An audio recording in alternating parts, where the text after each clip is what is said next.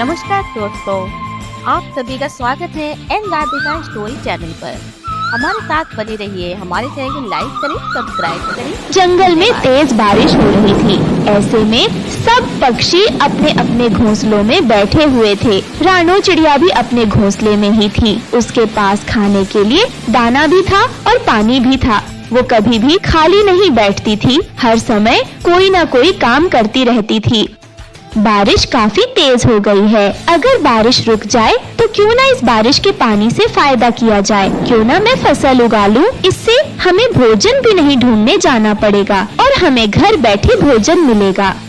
ये सोचकर वो सो जाती है। फिर अगली सुबह बहुत रोशन थी और धूप भी निकली हुई थी। तब रानो चिड़िया कहती है, अब तो लाडो भी काफी ज्यादा मेहनती हो गई है, तो क्यों ना मैं उसे अपने साथ ले लूं। वैसे भी मुझे गेहूं की फसल की ज्यादा जानकारी नहीं है। ये कहकर रानो चिड़िया लाडो के पास जाती है। तब लाडो उससे कहती है, आओ रानो बहन, बारिश तो अच्छी हो गई। वैसे भी जरूरत भी थी बारिश की, क्योंकि हर तरफ सूखा पड़ गया है। हाँ बहन, अब बारिश से जंगल में फिर से रौनकें आ जाएंगी। लाडो बहन, मैं बैठी हुई थी कि तभी एक आइडिया आया मेरे दिमाग में, इसीलिए मैं तुम्हारे पास आई हूँ। हाँ रानो चिड़िया, बताओ क्या बात है। मैंने सोचा है क्यों ना हम इस बारिश के पानी से फायदा लें। पास में जो भरा हुआ खेत है, क्यों ना वहाँ पर हम गेहूं की खेती कर लें। हाँ रानो चिड़िया, तुम बात तो बिल्कुल सही कह रही हो। वैसे भी गेहूं खाए हुए मुझे बहुत दिन हो गए हैं। पहले तो जब भी मेरा गेहूं खाने का मन करता था तो मैं इंसानों की बस्ती में चली जाती थी, लेकिन अब तो इंसान भी बहुत जालिम हो गए हैं। हर किसी के बगल में बंदूक होती है। अब जब हम खुद के गेहूं उगा लेंगे तब हम खुलकर खाया करेंगे। लेकिन बहन, एक और वजह है, मेरे पास गेहूं के बीज नहीं है। तुम उसकी चिंता मत करो, पास वाले जंगल में मेरे एक रिश्तेदार रहते हैं। मुझे उन पर पूरा विश्वास है कि उनके यहाँ से हमें गेहूं मिल जाएंगे, जिन्हें हम बोलेंगे। तो फिर चलो बहन, मैं अभी चलती हूँ, वैसे भी मैं फ्री हूँ। चलो चलो रानो बहन, मुझे भी कोई काम नहीं है। फिर दोनों पास वाले जंगल की तरफ चल देते हैं। अरे आओ आओ बहन, कैसे आना हुआ? सब कुछ ठीक तो है ना? और ऐसे कालू कौवा उनका स्वागत करता है। हाँ हाँ, सब ठीक है। वो क्या है ना, बात ये है कि मैंने और रानो चिड़िया ने एक प्लान बनाया है गेहूं की फसल बोने का। बहुत अच्छा, अब तो बारिश भी हो गई है और गेहूं की फसल बोने के लिए मौसम भी अच्छा है, पानी भी मिल जाएगा। लेकिन एक परेशानी है कि हमारे पास गेहूं के बीज नहीं है। अगर आप हमें गेहूं के बीज दे दो तो आपका बहुत एहसान होगा।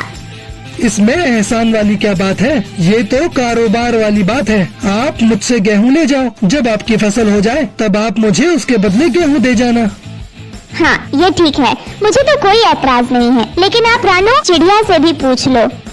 नहीं नहीं बहन, मुझे भी मंजूर है। आप बड़े हो, आप जो फैसला कबूल करोगे मुझे सब मंजूर है। तो ठीक है, आप यहीं बैठो, अब मैं अभी आपके लिए गेहूं के बीज लेकर आता हूँ। फिर कालू कौवा गेहूं के बीज लेने जाता है और कुछ ही देर में गेहूं के बीज लेकर बाहर आ जाता है। ये लो बहन, गेहूं के बीज। लेकिन एक बात याद रखना, मुझे गेहूं की कटाई के समय भूल मत जाना। मेरे गेहूं मुझे वापस जरूर करने आना। कालू भैया, मैं वादा करती हूँ, हम आपके गेहूं के दाने आपको जरूर वापस कर देंगे। फिर रानो और लाडो वो गेहूं के बीज लेकर वहाँ से चली जाती हैं। ये जगह ठीक है बहन, हम यहीं गेहूं के बीज बो देते हैं।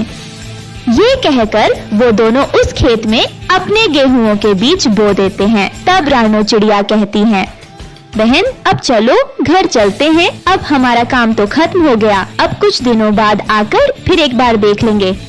हाँ चिड़िया बहनाएं, चलो अब हम चलते हैं, वैसे भी मैं थक गई हूँ। फिर वो दोनों अपने अपने घर चले जाते हैं। ऐसे ही कुछ दिन बीत जाते हैं। एक दिन रानो लाडो के पास आती है, बहन अब तो कई दिनों से बारिश भी नहीं हुई है, चलो चलकर हम अपनी फसल को देख आते हैं कि कहीं हमारी फसल सूख तो नहीं गई है। हाँ हाँ, मैं भी तुम्हारे पास आने वाली थी। अगर पानी सूख गया तो हमारी गेहूं की फसल बर्बाद हो जाएगी। फिर वो दोनों अपनी गेहूं की फसल देखने के लिए निकल आते हैं।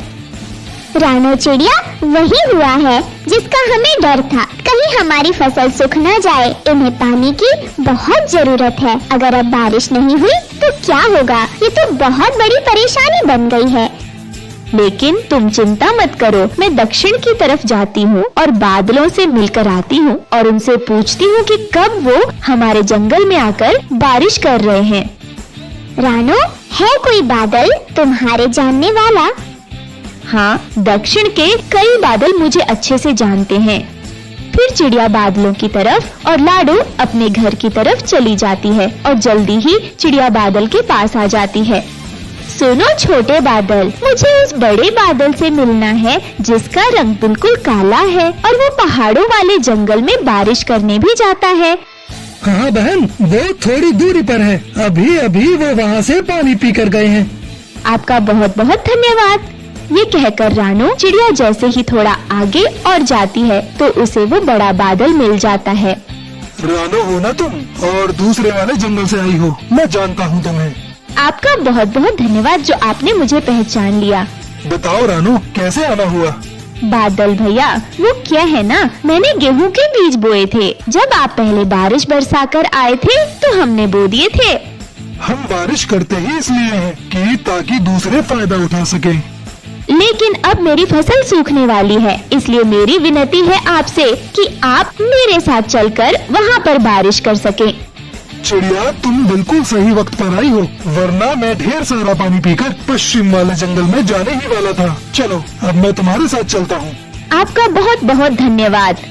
फिर बादल चिड़िया के साथ दूसरे जंगल की तरफ आता है और वो चिड़िया बादल को अपनी फसल के पास ले आती है। तब लाडो चिड़िया भी वहाँ आ जाती है और वो बादल को देखकर बहुत खुश होती है। फिर बादल चिड़िया की फसल में बरसात कर देते हैं। तब चिड़िया बादल का धन्यवाद करती है। फिर बादल वहाँ से चला जाता है। रानो चिड़िया, तुमने बहुत बड़ा काम किया है। अब जल्दी हमारी फसल तैयार हो जाएगी। अब बेशक तुम खेत पर न आना, देखभाल मैं कर लूंगी और जैसे ही फसल तैयार हो जाएगी मैं तुम्हें बता दूंगी। ठीक है बहन, अब मैं चलती हूँ। वैसे भी मैं बहुत थक गई हूँ। ऐसे ही कुछ दिन बीत जाते हैं। अब फसल अच्छे से तैयार हो गई है। अब मुझे जाकर रानो चिड़िया को बता देना चाहिए।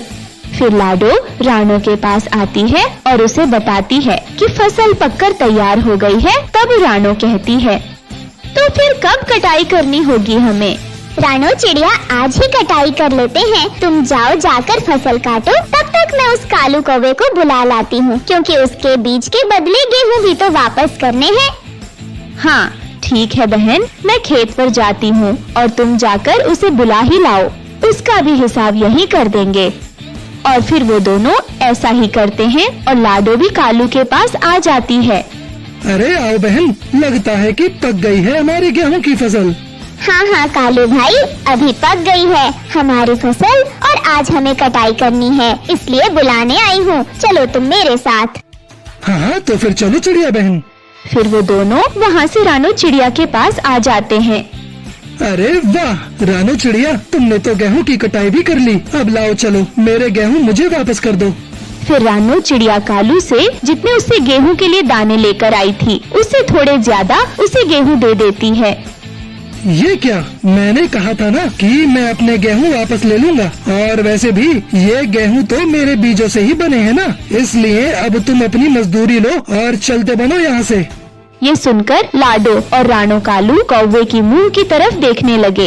ये कैसा इंसाफ है, हमने कितनी मेहनत की, हमने तुमसे सिर्फ बीज लिए थे। तुम अपने बीज लो और निकलो यहाँ से। ये कभी नहीं होगा, मेरी बात हुई है तुमसे। तुम बुला लो अपने जंगल के पक्षियों को, मैं उन्हें अपनी बात बताऊंगा। फिर वो जो फैसला करेंगे मुझे मंजूर होगा। बहन, हम तो समझ ही नहीं पाए थे इसकी बात को। अब बात बढ़ाने से तो अच्छा है कि ये जो हमें देता है हम वही लेकर चले जाते यहाँ से। अगले दिन रानो उदास बैठी थी, तभी वहाँ से वो काला बादल जा रहा होता है। क्या हुआ रानो बहन, उदास क्यों बैठी हो तुम? रानो चिड़िया से सब बात बताती है, कैसे कालू कौवे ने उनके साथ धोखा किया। अच्छा, तो ये बात है, मैं अभी उसे मजा चखाता हूँ। वो काला बादल गुस्से में कालू कौवे के घर के ऊपर जाकर जोर जोर से बरसने लगता है, जिससे उसका घर टूट फूट जाता है और वो सारा अनाज बारिश में भीग जाता है। इस तरह कालू को उसके किए की सजा मिल जाती है। दोस्तों, ये थी आज की कहानी। और हाँ दोस्तों, इस कहानी से ये सीख मिलती है कि हमें किसी के भी साथ बुरा नहीं करना चाहिए। और हाँ दोस्तों, आज का सवाल ये है कि रानो चिड़िया की मदद किसने की थी? अगर आपको पता है तो कमेंट बॉक्स में लिखकर जरूर बताएं। और अगर आप हमारे चैनल पे नए हो तो चैनल को कर दो सब्सक्राइब और हमारी वीडियो को कर दो लाइक। और हाँ दोस्तों, घंटी बजाना ना भूलना। मिलती हूँ मैं आपको अगली वीडियो में, तब तक के लिए बाय बाय।